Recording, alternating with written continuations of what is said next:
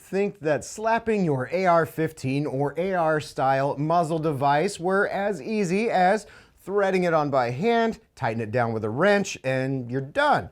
But it's not that easy. In which case, today we are talking about installing muzzle devices, comps, flash hiders, brakes, suppressors, what have you.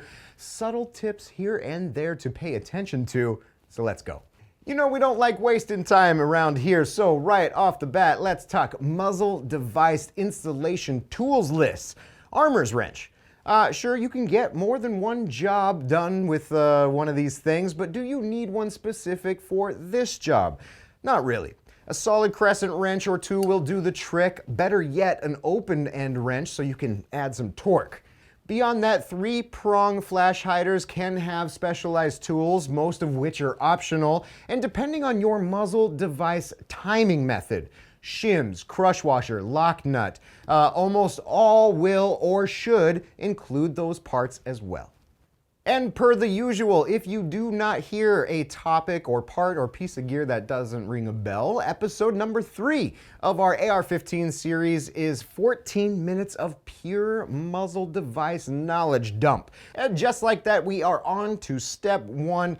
Did you get the right muzzle device? Because here's your opportunity to test whether or not you paid attention to your manufacturer's barrel specs, or if you saw our muzzle device episode. Guys, this is critical to match the right muzzle device to the right barrel and barrel bore diameter.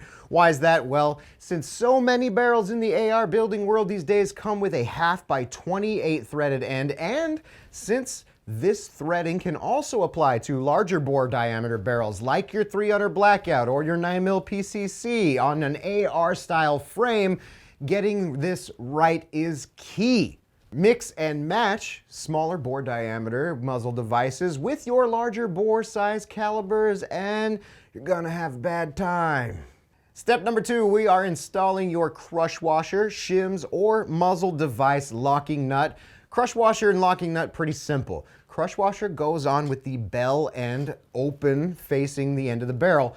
Locking nut gets threaded all the way on, and shims, it's likely going to be a dance between you and the final timed resting place of your muzzle device of choice, which, wouldn't you know, is actually step number 3. Let's talk about timing really quick for step number 3. Again, we hit on this at greater length in that episode 3 in the bigger series, but the easiest demonstration is with this A2 birdcage mil-spec flash hider. The goal here is to align your device so that it times or tightens down to a stopping point where there's alignment at the 12, 3, 6, and 9 o'clock positions.